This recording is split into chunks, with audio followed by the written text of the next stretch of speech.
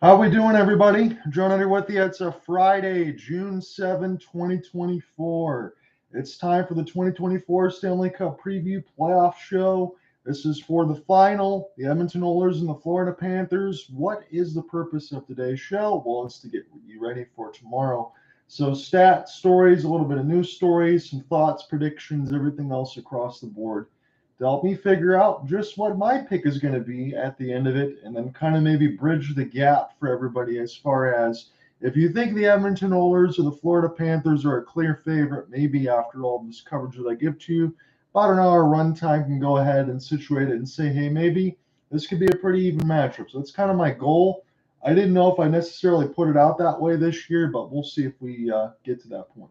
So the Edmonton Oilers, 49-27-6, 12-6 in the playoffs. They finished with 104 regular season points. They were number 2 seed in the Pacific.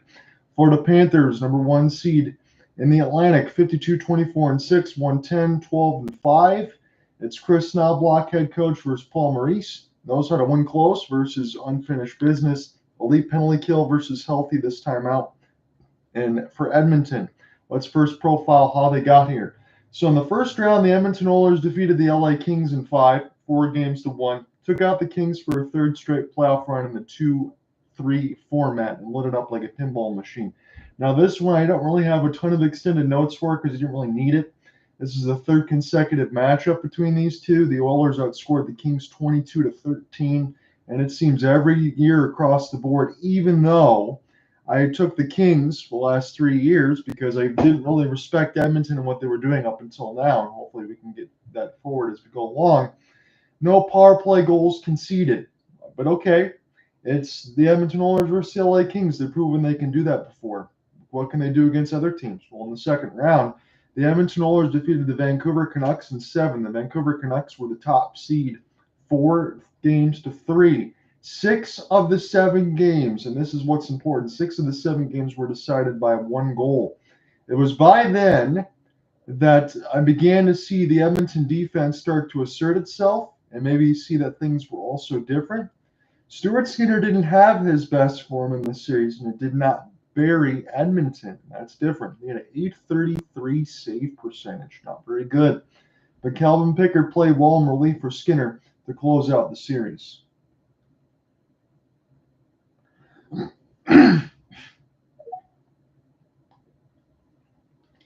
So as Calvin Pickard came in and closed out the series, Edmonton was able to outscore Vancouver 24-20. It was a close series, but Edmonton was able to get the job done. In the third round, the Oilers defeated the Dallas Stars in 6, 4-2. Now, this is interesting because once I covered Game 1 alongside Alec Nava, I had the feeling of dread that Edmonton was capable of winning this series. And yes, I said dread because once you get to Game 1 and you're surprised with the Dallas Stars, maybe this is actually possible. So after the 3-2 win to open the series, Dallas would respond by taking Game 2 by a score of 3-1 and 5-3 in Game 3.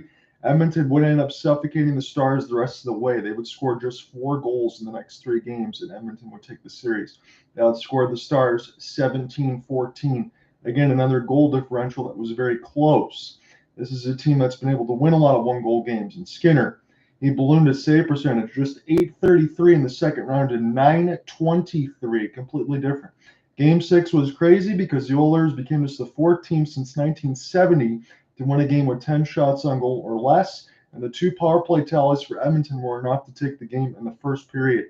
McDavid had the goal of the playoffs with a skate to the left circle past Stankoven and reverse toe drag around Heiskanen, and I felt bad for him because he had to play so many minutes, and then he roofed the backhand past Ottinger. Again, for a second series, no power play goals were conceded. So no power play goals given up against the Kings, no power play goals given up against the Dallas Stars. It's pretty good. Now let's do the same thing for Florida. Florida defeated the Tampa Bay Lightning in 5, 4-1. And as the series went along, it seemed as Florida started their scoring against Tampa. They outscored them 20-14. Bobrovsky was just an .896 in the opener, but Tampa had an elite power play. I had a little bit of concerns there, but I understood that Tampa can put a lot of goals on the board. So I said, let's just see how it goes. In the second round, Florida defeated Boston in 6, 4-2. Florida did drop a 5-1 opener in the series between Boston and Toronto because that went 7 games.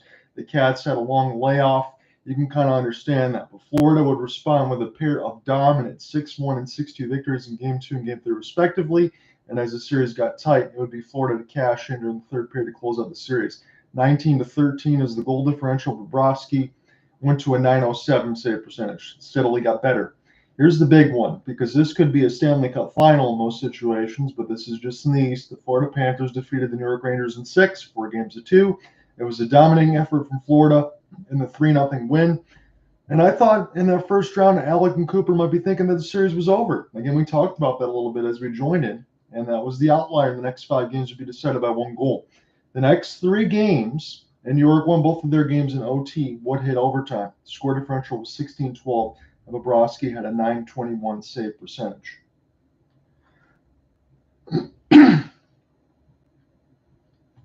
So the elite tandems in net. To recap, Florida knocked out the Big Cat, Andrei Vasilevsky, the Boston tandem of Jeremy Swayman and Linus Ullmark in New York, and Igor Shesterkin.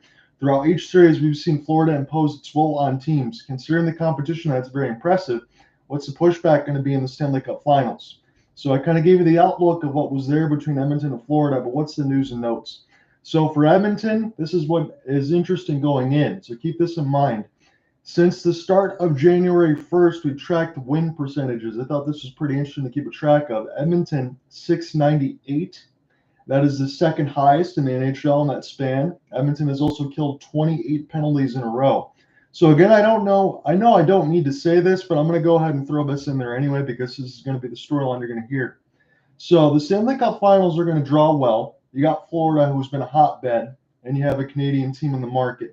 The last team to win a Stanley Cup in that manner was the '93 Montreal Canadiens, who had Patrick Roy in net. You should know him well. Its Edmonton squad started the season with Connor McDavid on the shelf, 2-9-1 after losing the San Jose Sharks. I know Cooper's in here, and I'll get him in once I get through some of these notes. But General Manager Ken Holland did the only thing he could do at that time, which was fire head coach Jay Woodcroft, who did a great job in seasons past. I mean, remember, the Oilers got there in the Western Conference Final against Colorado in 2022. They got swept, but they got there. I mean, they were trying to make steps, but they hired Chris Knobloch. So in that span after that, the Oilers had a 16-game win streak, and during that time, you saw a stark contrast in this team. They could still score on the power play, and you knew they were excellent, but this team could play defense and now win 1-goal games. That's not something we ever said about the Oilers. This is the type of stuff that needs to take shape in order for them to win games in the postseason.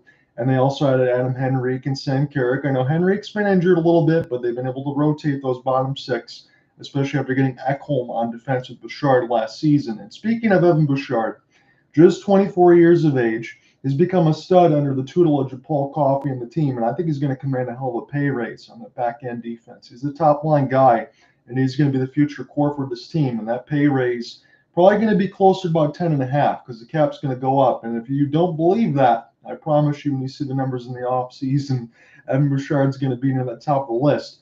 This is the first time in the Stanley Cup Finals for Edmonton since 2006. They lost to the Carolina Hurricanes in 7 games. Does distance make the heart grow fonder? Well, we'll find out, because 2,541 miles between opponents in the Stanley Cup Finals, the most ever in a series. That also includes going through customs, 4-hour trip either way, and up to 3 days off in between games.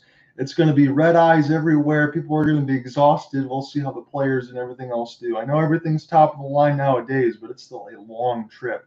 Now for Florida, let's do the same thing. So again, I mentioned Edmonton and their winning percentage at .698 since January 1st. Well, Florida has a .696. The only team that's hit a higher in that span are the Carolina Hurricanes. So this first quote's from Emily Kaplan and then the rest from me. So from Emily, Sam Bennett had 2 separate injuries. Racco Gudis played through a high ankle sprain. Aaron Ekblad with a broken foot since the first round. 2 separate shoulder dislocations and a torn oblique. Ekblad and fellow defenseman Brandon Montour torn labrum, missed the first month of the 23-24 season, recovering from off-season surgery. So that's to kind of outline everything that went against the Vegas Golden Knights in the final, correct? Because Cooper was with me. We covered all that stuff. And they were just too beat up. Again, that was the same from the first round when they were down 3-1 to Boston. So then you had Matthew Tkachuk alongside Brady with the broken sternum to help his brother help him get dressed to be able to get in the game and stand him upright and still score critical goals. So these guys are all healthy now. That's the big key. Paul Maurice has his team operating with a healthish forecheck, and came into training camp with a workmanlike approach, and they're ready to go from day one with excellent conditioning while recovering from injuries. Tkachuk said that we like playing games in June, and in order to do that, you have to prepare for the grind to get you there. That's really important. So these guys have been ready to go from the jump, and I think that that's big. And I will never make the point that one team in Edmonton shouldn't be there, but I have to say that Florida has had the tougher road. This is me, and they've been there last year. They're healthy this time. And interestingly enough, you'll probably hear this too, but I want to throw it out there nonetheless. I know these guys were all drafted on different teams with the exception of Draisaitl, but here we go. Ekblad, Sam Reinhart, Leon Draisaitl, and Sam Bennett are all playing in this series. Why is that important? They're the top 4 picks in the 2014 NHL draft. That's pretty cool. And the 3 on one side for Florida and 1 for Edmonton. So scoring by period through 3 rounds. This is through the playoffs. So in the first, this is where Edmonton can jump Florida. They've outscored their opponents 23-13. Florida has been outscored 10-13. Interesting. Slower start for Florida, but they'll percolate late. And the second, Edmonton again, very strong. 26-14 differential plus 12. Florida, they start getting going 19-13, so a good differential there, but Edmonton, their first 2 periods are strong. This is the stark contrast. In the third, Edmonton struggled. 15-16 is their goal differential, -1. Florida is an outstanding 24-11 in the third period, a differential plus 13. That is where they dominate, and that's what we've seen across the board. And another interesting point from this is completely different from last year. When you remember Florida was 6-0 during the overtime, Edmonton's 2-1, Florida's 2-2. But that third period and that second really kind of stands out. We'll see if Edmonton jumps Florida to begin in the series, because that's what could be most important. So inside the numbers, what to watch for. And again, this is just for the playoffs. Edmonton, 3.5 goals for. Florida, 3.24. Goals against, 2.61 for Edmonton, 2.29 for Florida. Power play. Again, Edmonton's still very elite, but there is a number higher than this I want to look at in just a moment. Edmonton, 37% on the power play. Florida is 23%. Not bad, but Edmonton, again, they're still very strong. This is the outlandish part for the Edmonton Oilers. Make sure you're sitting down. And yes, I said Oilers. 94% penalty kill, and that's what happens when you don't concede one against the Kings and the Dallas Stars, correct?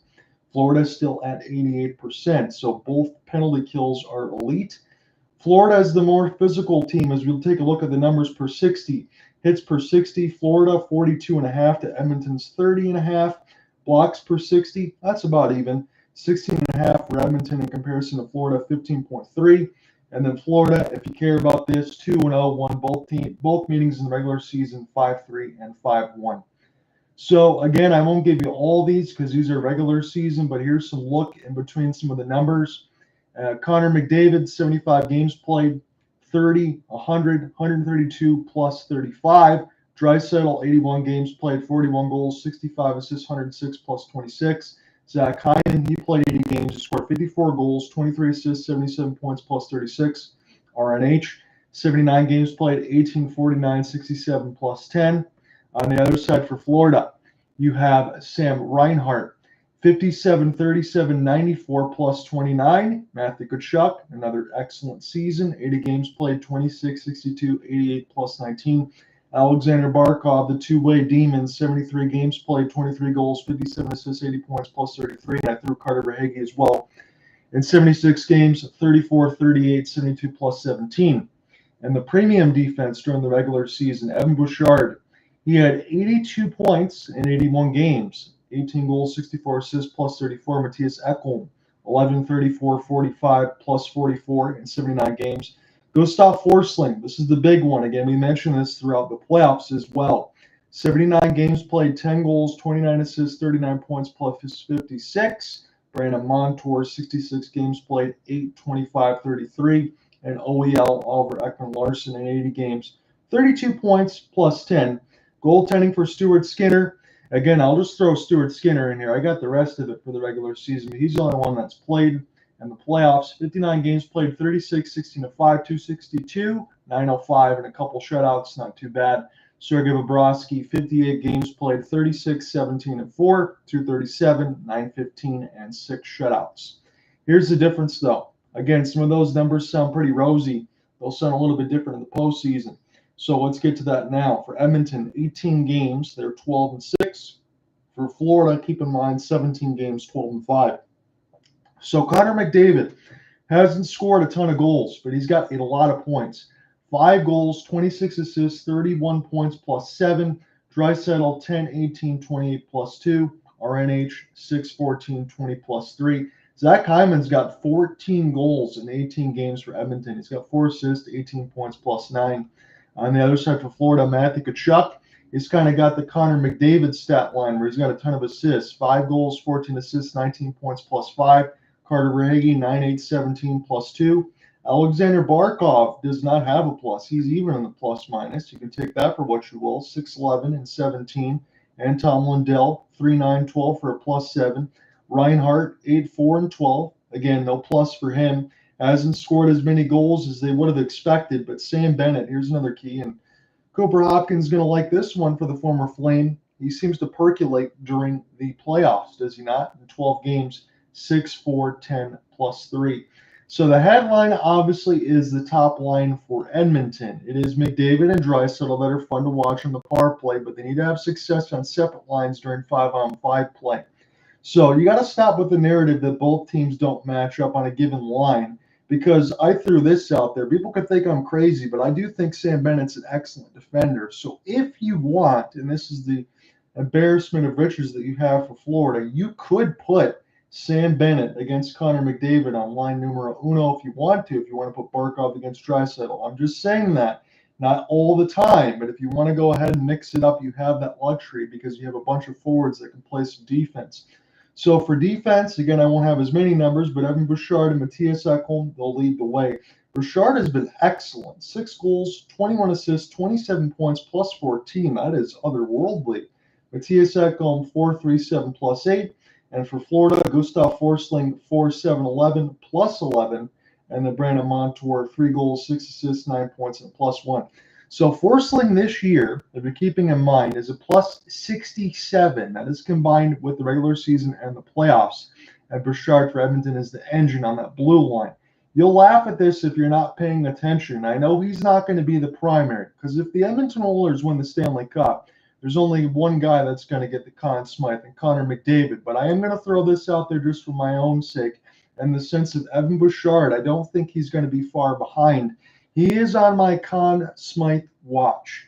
He might even be third and behind somebody like Draisaitl as well, but I'm putting him in there. He's going to have to play big because they transfer his offense from slap shots from the point.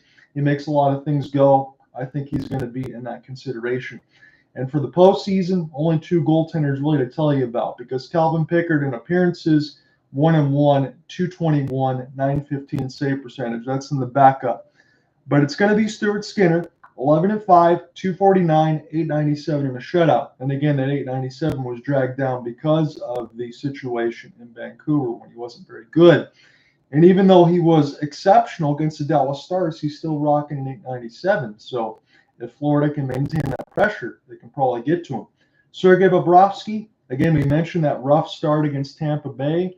And that first round, he's 12-5, 220, 908 save percentage in a shutout. So just before we change gears and begin the back half of the show, Edmonton, Florida comments, Ken Allen, Chris Knobloch, Bill Zito, Paul Maurice, any of those that I want to throw out there. I'm not going to say I have too much of that because I have the back end notes, but I do want to just drive home the stake again that, Matthew Tkachuk is the guy that's been leaned on to be able to give all the quotes, especially when Paul Maurice has already given a bunch of bangers all the way across the board. That's what he does. He's a pretty much dream to be able to follow along as a journalist, be able to get any quotes. But when I think about Matthew Tkachuk, again, he mentioned this many times, it's just about playing games in June. And I want to just stop that again and say we're ready to go from the start of training camp. We know what we wanted to get, and we're not satisfied just from being here. I know, some of those words could just be something that players say. But the way that the Florida Panthers have been able to play all year, the moves that they've made to kind of even if it's just small moves like OEL or Nico Mikula or some other things to bring in. They got Vlad Tarasenko at the end, Kalak Poso. Everybody fits that role. They play well, and I really think that Florida's got a good chance at this thing. Just saying. So, face of a nation, Edmonton. Again, this is just one of those things I want to say in the fate of the nation. Again, the Montreal Canadiens won the Cup in '93. Last Oilers appearance was 2006. In that mix for the Canadian teams, you got the 2021 Canadiens, 2011 Vancouver Canucks, 2007 Ottawa Senators, 2004 Calgary Flames, '94 Vancouver Canucks. Again, the 30 for 30 set this week told the stories of the 2011 Canucks, some 94 in the riots, and the interlap of the '94 New York Rangers. Edmonton last won the Cup with Gretzky, Messier, Fear in '90 against the Boston Bruins. That's how long it's been, and for Edmonton at least. And for Florida, their third appearance in '96, they got swept by the Colorado Avalanche again. Joe Sakic, Peter Forsberg, Patrick Waugh. Not really concerned about that. John Van Beesbrook can't do it all. In 2023, again, it was a shortened series against a very beat-up Florida Panthers team. Vegas Golden Knights took advantage. They won 4-1. And now 2024. So Florida's never won the Stanley Cup, and I think they used to be the little brother of the Tampa Bay Lightning, kind of like Michigan State. Got to throw that in there. I can't say relocation was a possibility, but this team is now loved in Sunrise and alongside the state of Florida. In between Tampa Bay, Florida, the Everglades, they're looking pretty good in Sunrise on that side. So have my opinions changed in between either team as we get into this back stretch of the show here? I want to say for Edmonton, absolutely yes. If you didn't pay attention to the 16-game win streak during the year, then I think you've missed the culmination of winning games by playing defense. I think Edmonton is a team that's so much better than the 2022 counterpart, and I do see McDavid as a better leader. And I'm not trying to sit here and play a certain narrative, but I do know that some of the things with Connor McDavid in the sense of always having to answer around Darnell Nurse or Stuart Skinner. And I'm not talking about AI bot interviews because you see a lot of it nowadays. Connor McDavid is the one stepping up answering those questions when those guys get a lot of heat in the media.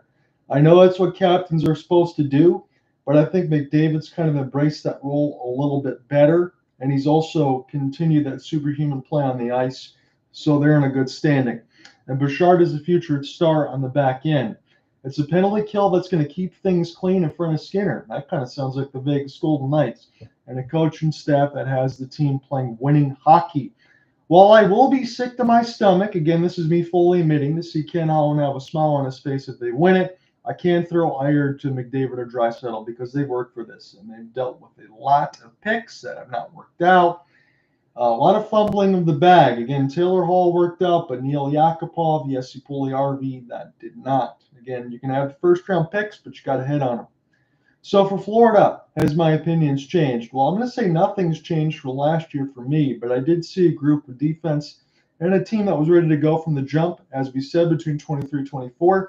The defensive core of Forsling, Ekblad, Montour, OEL, Mikula, Kulikov is deeper. Do you agree? Maybe, maybe not. You might not agree with that, but I do think they have more speed in that defensive side. But it's a team that I think forechecks, dominates late, and knows how to crash the net. Reese is one of the best in the business, and he knows how to let his players deliver in the clutch and in the media room. So I'm going to get these gentlemen in here in a moment as I get set to close out, because I want to give my predictions first, and we'll give the schedule, and then we're going to give their thoughts as we get everything squared away, and I'll let you know what we're covering and what we're doing. So what's my prediction? But first, give reasons for both, and then I will say this and bolded in my notes, and will all be posted at Hopeless Sports Guy. For the first time in 3 years, again, I was brutally wrong on the last two Stanley Cup Finals, and Cooper's going to know this on this side because he took the Avalanche a couple of years ago. I took Tampa, and then I was kind of picking with my heart on the side for Florida, but they were so beat up against Vegas, and Alec had Vegas. So you guys all got it right. I didn't. I think I'm going to get it right this year. But what's the pick? And give reasons for both. So let me start with Edmonton first, and let me get the sick of my stomach out of the way, especially for Cooper as well. I don't think this would be good for either one of us. But when you look at it for Edmonton, and you talk about that elite penalty kill that's sitting at 94%, as we mentioned, if you can continue to do that alongside a Florida attack that loves to hit the net, And I'm talking about guys like Kachuk, Bennett, Reinhart, Barkov, big boys that really dominate the paint. If Edmonton can still keep that clean in front of Stuart Skinner and find a way to win 1-goal games, the Edmonton Oilers are going to lift the Stanley Cup. Yes, I said it. If they can do that. But the thing with Florida is their attack is so unrelenting across the board. Their defense forces you into mistakes. The offense forces you into the backside of the boards, into turnovers, giveaways right in front of the slot. And it gets real busy back and behind the net. Now, here's a disappointing thing, because I know you guys had the Dallas Stars in the bracket. I did not fill one, but again, I picked Dallas as well. In the sense of, look at Dallas and in that a few of those games, and you say, how did the Stars only have 10 to 15 shots on goal? Why wasn't their productivity percolated a little bit? Is Edmonton's defense that much better? It probably is that much better, but at the same time, when you're thinking about it for Florida, you have a situation where the Florida Panthers only get about 10 to 15 shots on goal. Paul Maurice is going to be screaming at somebody, and I think body parts will start to fly. And I'm not even trying to get graphic. I mean that honestly, because that's going to go against everything that Florida tries to do. If they cannot take advantage of everything in front of the net, then I don't see a reason or a way that Florida wins this series. But do I really believe that to happen? No. For the Florida Panthers, again, the way that they forecheck, even in losses in between Tampa, Boston, and the New York Rangers, doesn't it seem like even in losses, teams that win against the Panthers still have to play their style of hockey? And they can grind it enough and dominate enough to where they still make it uncomfortable.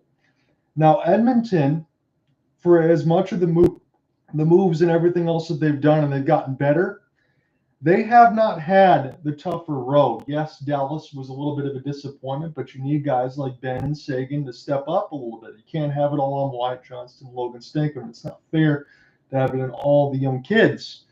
But for Florida, this is a team that's veteran laden. They're already hungry. All their guys know what they're doing. They're superstars, have played in meaningful games a lot. This is Edmonton's first foray with McDavid and Draisaitl. I'm not worried about McDavid and Draisaitl. But you bet that I'm worried about the back end of that bottom six, the goaltending, and the other lines that are not named Ekholm and Bouchard. That's going to be a lot for them to undertake in this series. I think Florida is going to overpower at times with the forecheck. Do I still think, and this is where my opinion's changed a little bit, do I still think this series is going to go 6 games? You do. I do, because when you look at the situation with Dallas, I thought that was going to be 4 or 5 games. I told you that, quite honestly. I didn't see a way that Edmonton was going to fight their way through. So because of that, I'm willing to give the Edmonton Oilers a couple games. That penalty kill, here's the story. When we talked about that 32 straight, here's the thing I'll bet you bottom dollar, is there's one of two situations. Either the streak is broken in game 1 or it lasts a couple more games. It's not going to last the entire series. Again, I mentioned that Florida's numbers aren't as good on the power play. But the way that they pressure you, they're going to get one, and they're going to find a way, and they're going to be able to take those times when even Dallas couldn't get shots, where Florida is able to press, and they're going to fight through Stuart Skinner. They're going to make their life a living hell in front of the net and find a way to get it done. So with all of that, I am picking, and I'm going to get it right this year, I promise, Florida in 6. They're going to get their revenge. They're going to lift the Stanley Cup. They're going to deny a Canadian team one more time. And I think Cooper and I will also celebrate in the streets. Let me get you gentlemen in right now, the co-host, before I get into the schedule and close out this show for good. I just wanted to get through a little bit of these notes. I think I'm actually running ahead of schedule here because I said about an hour. But yeah, we're all good here. So give me your guys' thoughts about what we're going to see and what your predictions are, and then we'll get in the schedule and close it out. From what I'm going to see here in the Stanley Cup Final, thanks for having me, John. Mm-hmm. But what we're going to see here is that Florida, I think they're going to win it in 6 games. We know about the Oilers' power play. We know about their special teams for all that talk, where that could be one of their few advantages that they have over the Panthers and the Stanley Cup Final. But what about 5-on-5? What about the rest of the defense outside of Ekholm and Bouchard? I know for a fact that when Ekholm and Bouchard are on the ice, they're plus 22. The Panthers, throughout the postseason, as you noted, that the tend to have their opponents play their style of game, and it has not worked out for their opponents. The Panthers, they have a relentless forecheck up and down on the lineup. They're loaded with a north-south style of hockey that's suffocating. Even defensively, when teams try to match it, the Panthers, they have the upper hand on it. Gustav Forsman, Aaron Ekblad, they take it in front of the heavy lifting. As a defensive pairing, has done a good job of the yeoman's work on their end of the ice, matched by only if there's anyone else to match them, Esa Lindell and Chris Tanev among the other playoff defensive pairings between them. So I like the Panthers and their chances. They get 6 games. Goaltending-wise, if Stuart Skinner can match Sergei Bobrovsky's level of play, that hot run could continue on. But I would imagine that Florida would get a power play goal and end that streak. But no matter what the Oilers do, I feel for both sides, it's going to be guaranteed one moment of jubilation for one side. That the Panthers either get their first Stanley Cup and solidify their place over in the 305, or the Oilers, they get Canada their first Stanley Cup in 31 years. I think it is the Panthers winning it. The Oilers, no shame towards them. They've earned a spot. So again, Cooper, I'm gonna let you join in here. Alec and I both have Florida in 6. I know what you're gonna say. I know what you might lean, but give me your thoughts on both. I'm glad to have you on board. Well, John, I really appreciate the opportunity here to jump in with you and Alec. Great to hear you as well, and all those intelligent thoughts from you, my friend. You're thinking along the lines of what's in my brain right now, and it's that major storyline of special teams for the Edmonton Oilers that they are coming into this series with. And it's going to take a Herculean effort from the Florida Panthers to break that streak. I mean, it's got to be a feeling of invincibility for the Edmonton Oilers on really almost both sides of the special teams, but especially on the penalty kill. And John, you pointed it out, hasn't always been a highlight of the Oilers game in seasons past, but it's really turned into a primary strength. So I think, as it has been said by both of you gentlemen, we need to see power play prowess from the Panthers. That was some alliteration that I stumbled into. No, I didn't write that ahead of time. John, I know you do the writing ahead of time. You're the pro.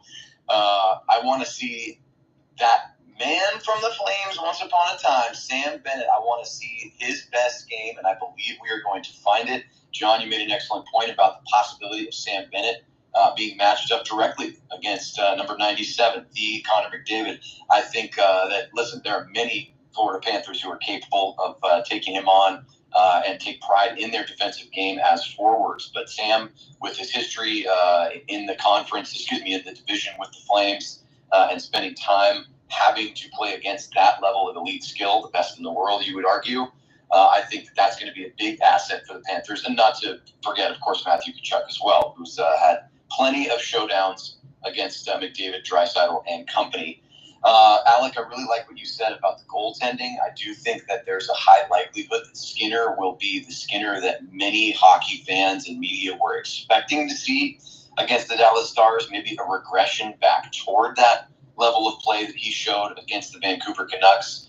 John, again, thank you for all the numbers, and that there's a reason why his goals against is sub 900 right now, and it really is that first series. He was still warming himself up, so to speak, as the Oilers got into their run here. I think that the Panthers are the team that can send him back toward that earlier play where he was a little less confident. I think all it takes is maybe a couple periods in a row. I think maybe a game, the Panthers winning by 2 or more goals. I know that doesn't seem like a very large margin, but the Oilers have been winning close games, Panthers as well. But I think that confidence is going to go a long way for Florida. So lots of thoughts here. I'm going to just lay it out on the line. Yep. And it's not going to be a surprise, John. You know it's coming.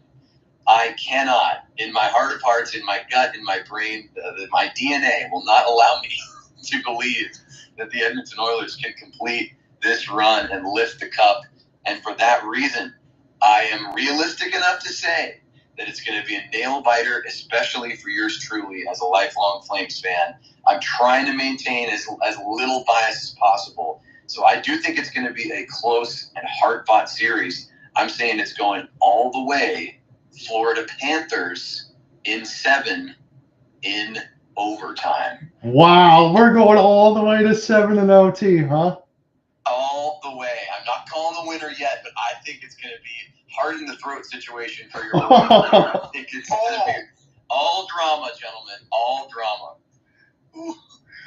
You're really teasing us. We haven't seen a Game 7 Stanley Cup final overtime in our lifetimes. Maybe this is the time, gentlemen. I don't want it to be, but I'm just trying to steel myself for some real theatrical hockey here between the Oilers and the Panthers. It's going to be great either way. So look, I'm just going to close out on the schedule side. I do want to give a final thought across the board from both of you, and I think this comes down to what we say here. The Edmonton Oilers, I think, have impressed us both in the sense of when you're looking across what we thought was going to happen and the transformation and all that, it's worked out very well. And I think that's why Alec and I said 6. Cooper's going to go 7 to OT. I know what he's still leaning, but he's stealing himself because the Oilers have shown themselves to be a much better team. And I think that's very well warranted. And honestly, on the broadcast side, we will take it. I'm going to have you guys jump again in a minute just to get clarifications. But I do want to go ahead and throw out the schedule here before we get a chance to close everything out. So the Stanley Cup final schedule, you can watch it on the Disney Family Networks. It'll be on ABC in the States, CBC and Sportsnet if you're in Canada across, all about 8:15 p.m. Eastern puck drop. That's where I'll be alongside Alec Nava to begin at least and through the first 3 games of the series. So we start as soon as tomorrow, Saturday, June 8th at Amerant Bank Arena. Game 2 will be Monday, June 10th. And then because of the miles and everything else that I mentioned across, we're going to get a long layoff. Game 3, Thursday, June 13th. So the 8th, the 10th, and the 13th, games 1, 2, and 3, Alec Nava and I will headline the coverage as the series will shift to Rogers Place in Game 3. Cooper Hopkins should be back for Game 4. Saturday, June 15th. That's when the trio of coverage will happen. Again, apologize to both of you gentlemen. I made the messages and sent it out where I usually kind of keep everything tight to the vest as far as the Stanley Cup finals. But this will be the first time that we do a trio coverage on that. Alec Nava has been doing so much heavy lifting. He deserves all that point. I got to give it to him on that side because we've worked all these games together. It's been a lot of fun, and I'm looking forward to it. So trio coverage for Game 4. We'll see what happens for Tuesday, June 18th, Friday, June 21st, and Monday, June 24th if we need 5, 6, and 7. But 1, 2, 3, Alec Nava and I, Game 4 should be a trio. I'm looking forward to it, gentlemen. So, Cooper, I'm going to have you jump in here first. I know you sent the message across. Is Game 4 the first that you're looking at?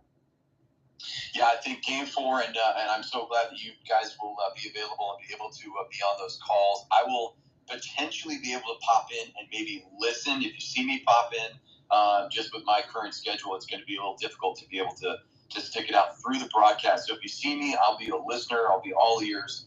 But in terms of being on the mic with you guys, it's Game 4 will be, which, I mean, hey, that's midpoint of the series either way. Depending on what happens, it will be pivotal. If it's based on my prediction, it is the midpoint of the series. But yes, I'm looking forward to that. Not going to rush through it. Games 1, 2, and 3 are going to be fantastic, but I look forward to joining you for Game 4 and beyond. And Alec, again, I just want to say thank you to be able to open up between games 1, 2, and 3. You're doing all the heavy lifting. I appreciate all of that. So we're going to be working as a tandem in the Stanley Cup final for the first time. I'm so excited to have that happen, John.